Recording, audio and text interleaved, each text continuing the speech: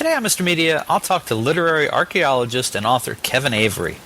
He's here to talk about not one, but two books for which he is responsible. Everything is an Afterthought, The Life and Writings of Paul Nelson, and Conversations with Clint, Paul Nelson's Lost Interviews with Clint Eastwood, 1979 to 1983. Stick around, and if you die during this show, be warned that Avery has first dibs on your unpublished work.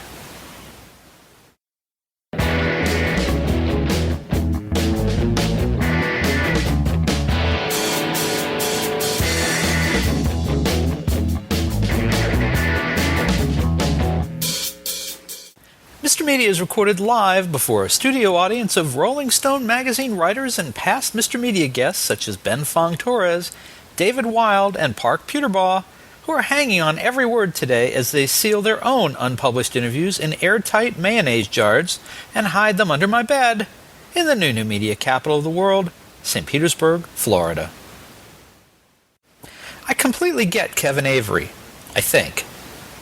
Growing up, he admired the writing and reviews of a longtime Rolling Stone journalist named Paul Nelson. He even wrote a fan letter to the magazine about Nelson. It was published in the April 30th, 1981 issue. Go ahead, look it up. Personally, while I was a regular reader of Rolling Stone in those days, Nelson's name and work didn't have quite the same impression upon me. In fact, I didn't remember it at all. And, sadly for Avery and other Nelson fans, the legendary writer eventually faded away, a victim of his own inner demons and compulsions. But Avery never forgot him. And when he relocated from Salt Lake City to Brooklyn in February 2006, Avery sent his idol a note suggesting they work together to compile a best-of collection of Nelson's work. Nelson never responded directly. I'll let Avery tell you what happened in a moment. But it won't spoil the suspense to say that Avery is the author/editor of two new Nelson books, Everything is an Afterthought, The Life and Writings of Paul Nelson, and Conversations with Clint, Paul Nelson's Lost Interviews with Clint Eastwood, 1979 to 1983. There is a truly compelling story here, whether you're interested in pop music, film, or the mysteries of the writing life. And everything has a genuine bonus. The foreword is by my own literary idol, Nick Tosh's. Now, just a note about this particular interview. I had some technical problems, and for some reason, only Kevin's answers recorded, none of my questions, which will probably make some people in the audience very happy. But, so the editing, I've had to work a little bit with the editing, and it's a little different than most interviews where there's give and take. Mostly you're going to hear Kevin talk about Paul Nelson and Kevin talk about Clint Eastwood. Just be warned. Kevin Avery, welcome to Mr. Media. I told a little of the story of how you came to produce the Paul Nelson biography and collection, Everything is an Afterthought, but I'm sure our viewers and listeners would enjoy hearing the complete version. Well, when I moved back here, at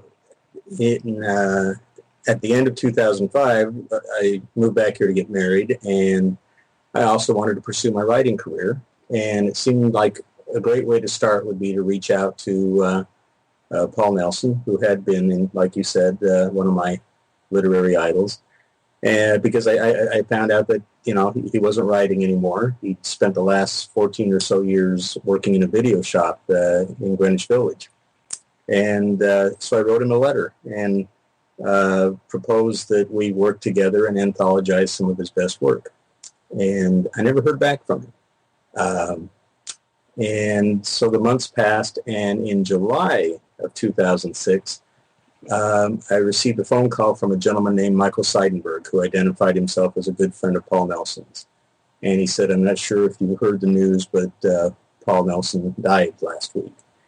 And he said, "The reason I'm calling you is I really wanted you to know that Paul had indeed received your letter. He was very touched by it, that anybody remembered him. And it was a project that he indeed wanted to do. He just physically and mentally was in no shape to do it." And so that was really the day that I began writing Everything is an Afterthought. I took that as my signal that this was a project that I needed to do.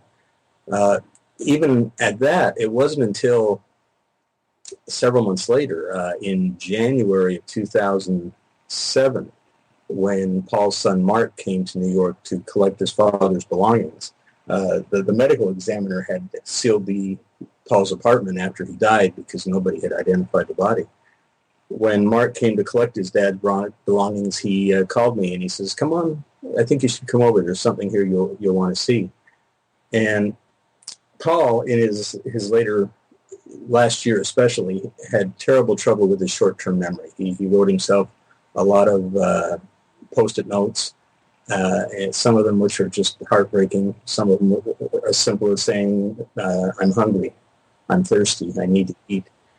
And but there was a half dozen or so Post-it notes around the apartment that had my name on it or my phone number. Notes like "Call the book guy," let's meet. And so if there was any doubt before, which there really wasn't, but that confirmed for me that this was a project that I really needed to do. And as I learned more about Paul, it quickly grew from just being an anthology of his best works to also being his biography, because as I found out, he had a fascinating life. Yeah, my wife and I have often talked about if Paul had answered that initial letter and we had worked together, what kind of book would have come out as a result? It certainly wouldn't have been the same book for a couple of reasons. I think Paul, being a very private man, certainly would not have revealed a lot of what I found out to me. He did. He really, closed, in the course of his life, he closed several doors. But that last 14 or 15 years, he closed doors on pretty much everybody who had been his friends in New York, writers, people in the rock music community. But by the same token, he was doing what he wanted. He didn't want to write anymore. Writing was always, very much a chore for him. He didn't enjoy writing, as fantastic as a writer as he was. But he did love movies, and so initially it seemed like working in a video shop would be a great way to wind down the years. But his last couple of years especially were very tragic, with health problems and money problems, and there were certainly times writing the book it was difficult. Yeah, well, it was a combination of reading some of what he had written, and I also had the opportunity to listen to a lot of his interview tapes. And Paul's interview style was very conversational. He would he would draw out his interviewees by talking about himself, and especially when he would talk about how difficult it is to write.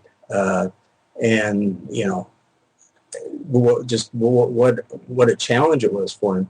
Yeah, there were certain times you start agreeing with him, and I think the hardest part was just learning about all of these great projects that he embarked on that for one reason or another he didn't finish. One being the Clint Eastwood interviews for Rolling Stone, another being a book of Ross MacDonald interviews, a biography of Neil Young, and it was you could hear in his voice the disappointment that he couldn't do these projects, but he did become eventually afflicted with just a writer's block that was almost akin to paralysis. As I mentioned, and you and I have discussed off the air, I'm a big fan of Tosh's, and even got to spend a day interviewing him in Greenwich Village early in my career in the 80s. I always enjoyed how Tosh's connects himself to the people he writes about, something I try to do with Mr. Media Times. What made you connect to Paul Nelson's work? It was just the beauty of the language, first of all. It was a cross between F. Scott Fitzgerald and Dashiell Hammett. He loved hard-boiled detective fiction. It was that, and it was, you just felt how important it was for him that you understood why he admired this particular album or this particular movie. And the way he would do it was, it was a feeling of, I'm sharing this with you. And it just captured my imagination. I mean, back in the 70s, I'm sure I read all the same guys you did, Dave Marsh and Greil Marcus and Jay Cox and all of these guys. But Paul's writing, I would find myself going back to and rereading. And it was just great writing. What went wrong in Nelson's life that he ended up the way he did? Was anyone to blame besides Nelson himself? I don't know about that. I think what happened with some of the projects that he couldn't complete is he says this himself in an interview with Suzanne Vega. He says, I just had so much I wanted to say, and he just wasn't able to find the words. One thing that he would do is, for Paul, it was never a simple interview. It was never, go in and interview somebody for an hour and go home and write the piece. He would always expect his interviews to go on for days. And, indeed, the Eastwood interviews went on for years. And the Ross McDonald interviews, there's over 40 hours worth of tapes there. And I think sometimes just faced with that much material to deal with and faced with, like you said, he admired some of these people so much. It was kind of a matter of how do I do them justice? There are several big, bold print names in the Nelson life story. Bob Dylan, Warren Zevon, Clint Eastwood, Ross McDonald. Let's talk about them. Bob Dylan. Paul attended the University of Minnesota at the same time a guy named Bobby Zimmerman did. And Bobby Zimmerman went on to become Bob Dylan. And at that time, Paul and his best friend John Pancake were editing a homegrown journal called the Little Sandy Review, which was dedicated to reviewing serious traditional folk music. And that came to Bob Dylan's attention, and they certainly met and had some encounters. And at one point, Dylan, knowing that Paul and John, who lived in the same boarding house, were going to be away for the weekend, Dylan came over one weekend and helped himself to about 25 of their best folk albums. And, that was the beginning of Paul's lifelong relationship with Dylan, and he reviewed him many times, and some of Paul's most glowing reviews are for Dylan's work, but by the same token, some of Paul's most damning reviews are of Dylan's work. It is, and one thing, Paul was probably one of the few folk music critics who embraced Dylan when he went electric. In fact, when that happened, Paul was managing editor of Sing Out magazine, which was, the notable folk magazine of the times. And Paul wrote a rave review that doubled pretty much as his resignation letter from Sing Out, because he knew that this was going to be controversial. And as Paul said, when Dylan went electric, so did he. And Dylan always remembered that Paul wrote that review, and for many years thereafter, Paul says he got his share of free concert tickets. But more than that, Dylan always respected what Paul wrote, and more than once reached out to Paul, wanting his opinion on something that he had done. So. What about Warren Zevon? It developed right after Warren released his first album and performed in New York, and Paul went up to the Zevon's, he was then married to Crystal Zevon, went up to their hotel room the next day, I believe, and there was an instant friendship. They just all hit it off, and that friendship lasted for several years and is probably best documented in Paul's Rolling Stone cover story, Warren Zevon, how he saved himself from a coward's death, which details in just tragically Zevon's battle with alcoholism. It's also where, for the first time, it's revealed that Paul and Zevon are good friends, even though, Paul had written about Zevon a couple of times by then. Paul even found himself participating in Warren's intervention. Like I say, the friendship went on for a few years, and then it ended up disintegrating when Paul wrote a bad review of one of Warren's good friends, J.D. Salvo. Well, it depended. Certain writers certainly adhered to the philosophy that you shouldn't get too close to the people you write about. In the case of Paul, he never really saw that as a conflict of interest. If faced with the fact that he had to give one of these people who he admired a bad review, he did it. But and as several people pointed out, if Paul was not a close friend of Zevon's, the cover story about Zevon's alcoholism would never have gotten written. And it's just, if anybody who's read it, it's one of those pieces of rock journalism that you never forget. There you get into the debate of how much power do critics and reviews really have in terms of sales. Paul did give Excitable Boy just a rave review in Rolling Stone, and I'm sure brought that to a lot of people's attention who wouldn't have otherwise known. So yeah, I think you're hard pressed to find a true Warren Zevon fan who doesn't also know who Paul Nelson is. And that was, they became instant friends when they met. But one thing that absolutely solidified their friendship was Paul happened to mention, this was in, I believe, the spring of 1976.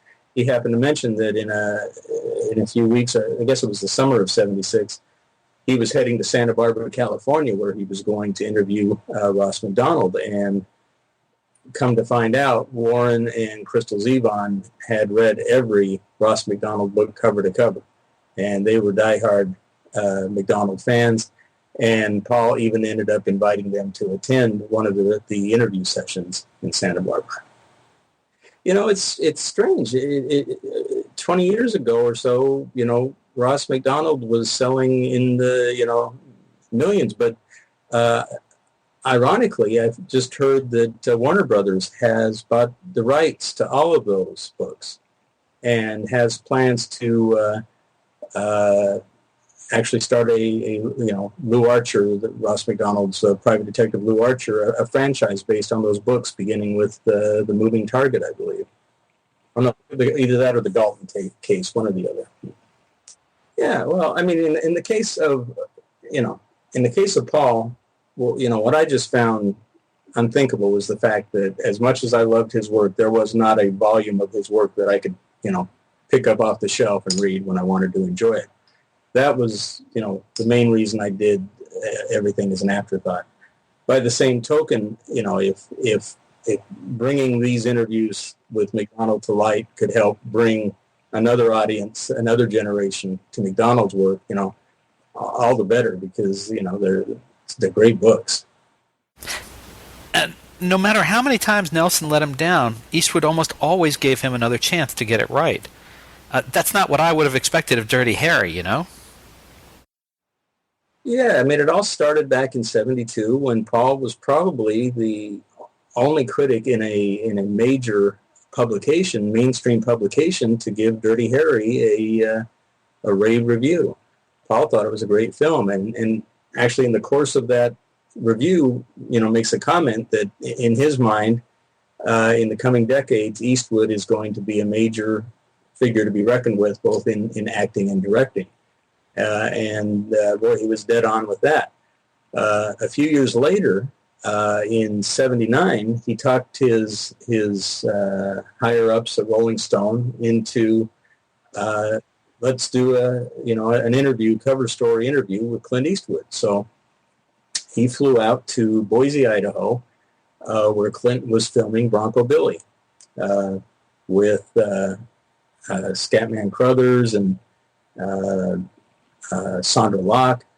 And Paul proceeds to interview Clint, and lo and behold, they get along great. They're just kindred spirits, and you listen to the tapes, and you can just hear how much these guys liked each other. So Paul goes back to New York, but he does not, lo and behold, write the piece. He's having some writer's block.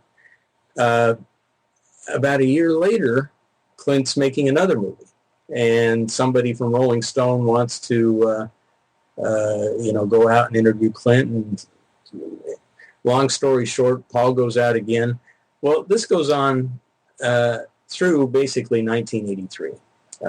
And Eastwood each time, lets Paul come back. And I think for a couple of reasons, I think he enjoyed Paul's company. When I first heard the tapes, as interesting as they were, and they really were just fascinating. It was not a Clint Eastwood that I thought I knew.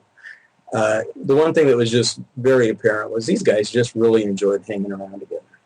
And so this went on through 83, and ultimately nothing was ever done with those tapes. In fact, Paul continued interviewing Eastwood even after he quit work, after Paul quit work at Rolling Stone.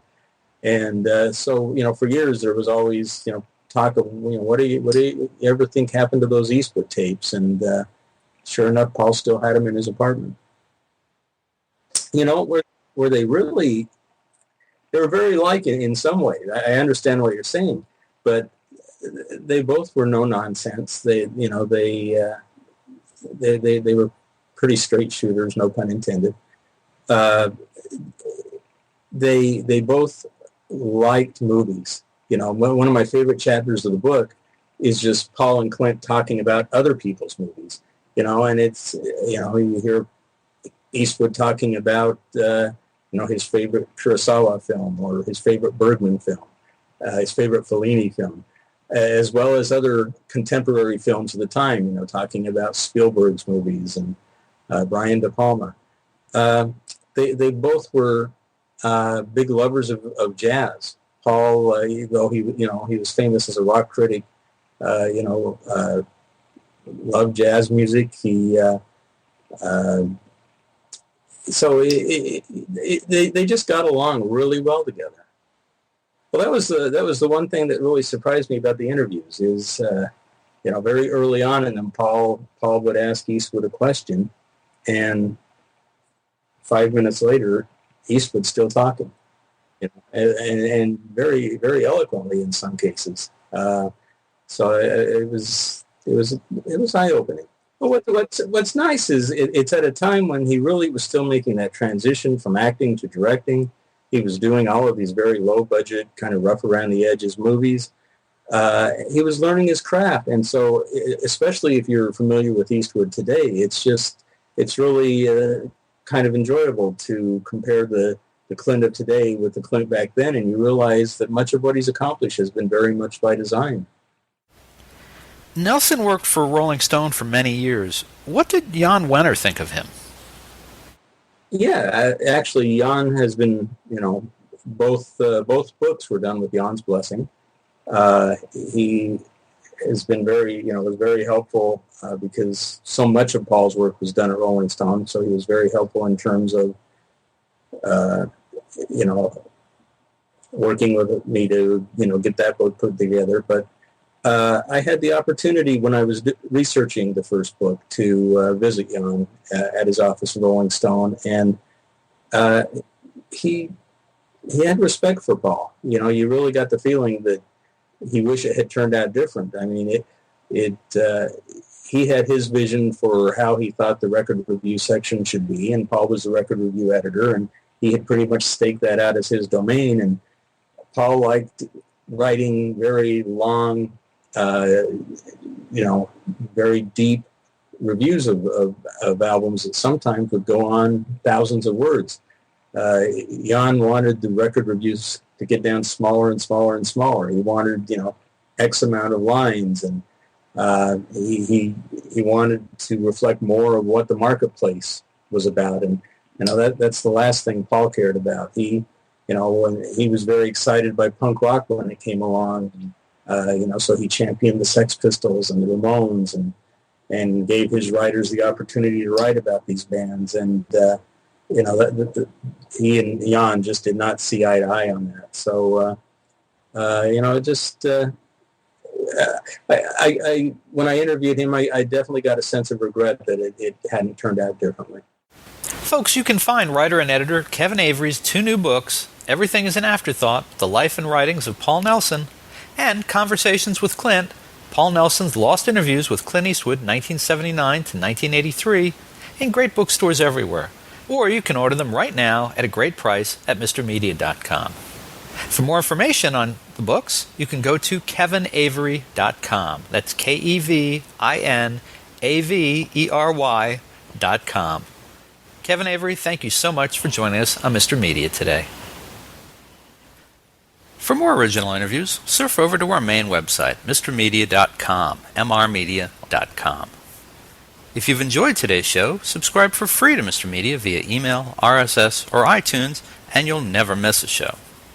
Another good idea, download our new free Mr. Media mobile app in the Android market.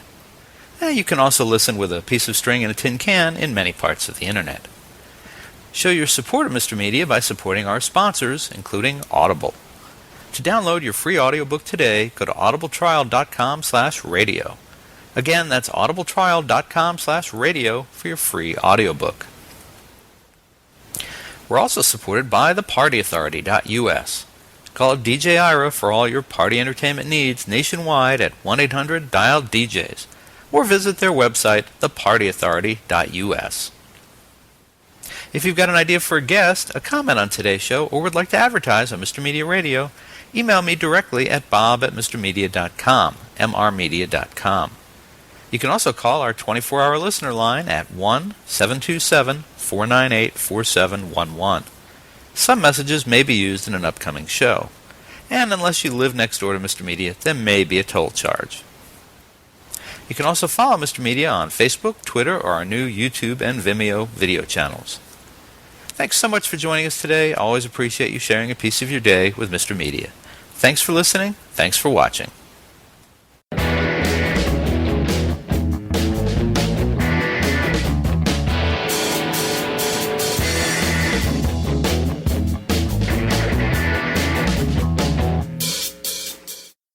Okay, I just spent about 20 minutes with this guy by the name of Mr. Media. Mr. Media, come on.